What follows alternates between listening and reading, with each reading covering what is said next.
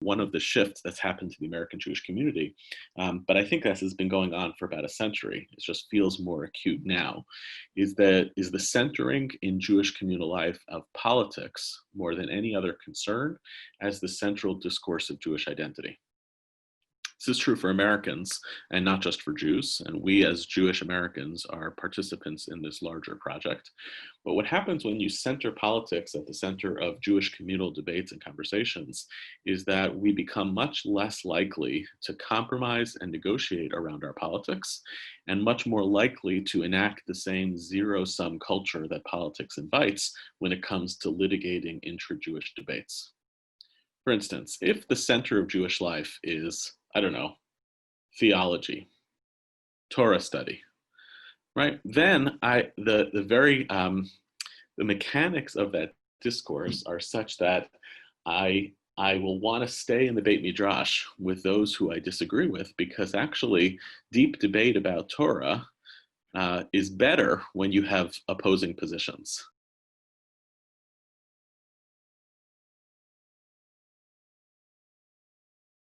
What would it look like to have a Periclean moment now?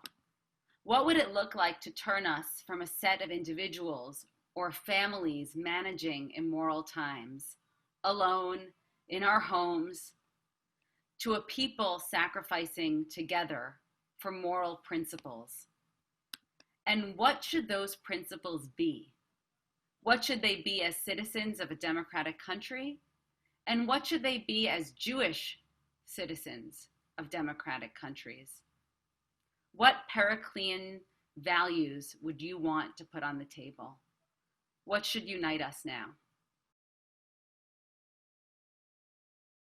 Israeli music draws its inspiration from the Jewish past.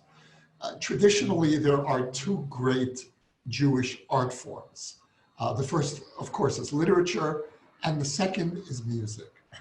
And not coincidentally, those are the two great art forms of Israeli society, of the modern Hebrew Renaissance. In recent years, we've seen a flowering of Israeli cinema, of TV series in particular. But I would still argue that Israel's strongest art forms are the written word and music.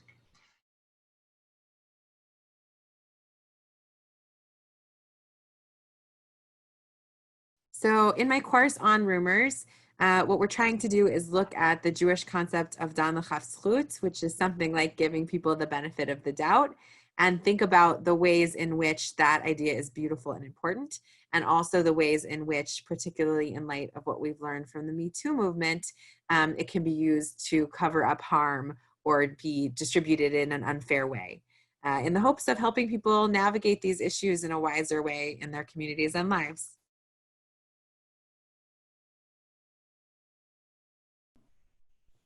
And if the rumor stopped in between, we said that it is considered baseless only if it stopped of its own accord and not out of fear. But if the rumor stopped out of fear, then this dispensation does not apply, and it is still assumed that there must be some basis to the rumor. And we said that a rumor that stopped is assumed to be baseless only if it did not arise again. But if it arose again, then this does not apply. And we said that a rumor that does not stop must be taken seriously only if the slandered person has no enemies. But if the slandered person has enemies, then it can be assumed that it was enemies who spread the rumor. Okay, so this is interesting, right? So now we have also the question of context, right? What is the context in which these rumors are flying? Is it that the rumor stopped because it was like really one-time thing and we all lost interest? Or did the rumor stop because everybody's terrified of that guy? And he has the kind of power in the community to make people silence, right? It's like a very perceptive thing for a 5th century text, right? There's a difference between people losing interest and people being silenced, right? On the other side, right, there's a difference between people who have rumors about them when there's no obvious reason why anyone would want to be taking them down, versus someone who has rumors, maybe even persistent rumors told about them, and we know they have identified enemies. Okay, so we've seen, just to sort of like the big picture things I'm taking from this text, right? First of all, just the literary structure. Like, they want it to be easy, but they just keep back and forth. Yes, believe the rumors. Don't believe the rumors. Yes, believe the rumors. No, don't believe, right? You feel the text is very torn. Secondly, it directs our attention to something that a lot of us have been mentioning, this question of the difference between a one-time thing and a pattern. The third is this thing about context, right? It's interested in, are people afraid of this guy? Does he have enemies?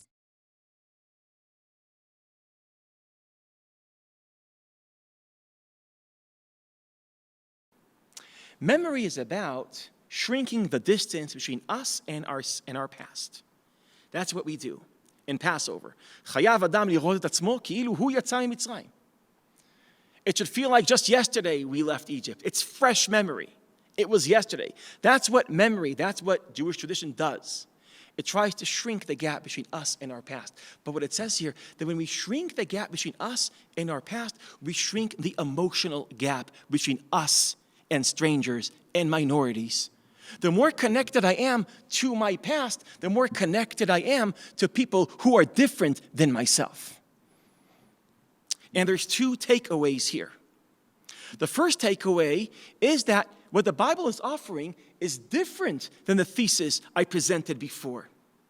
Before I said, well, if in-group dynamics traps my empathy, if belonging to a group, if patriotism, if a sense of belonging to my particular group blinds me from people in different groups, so I should somehow disconnect myself from my group, from my story. The Torah is saying something very different. It's saying, actually, the only way to connect to others is not by separating yourself from your story, but by deepening your connection to your story. The more connected you'll be to your story, the more connected you'll be to other people with their stories.